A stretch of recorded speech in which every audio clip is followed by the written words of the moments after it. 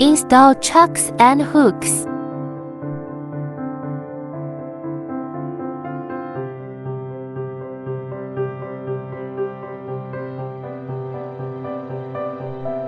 Open zipper of front seat cover. Put on the front backrest. Closing zipper. Insert the chuck into the seat gap. Fix the chuck. Hooking into the bottom. Install headrest cover.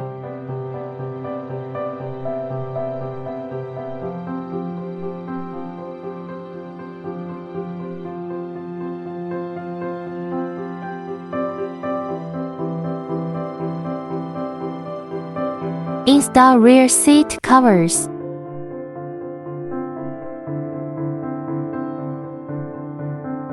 Insert the chuck into the seat gap.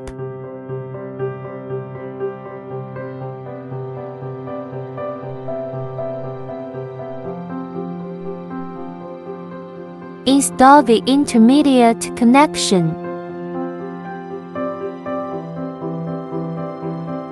Install the back bottom seat cover.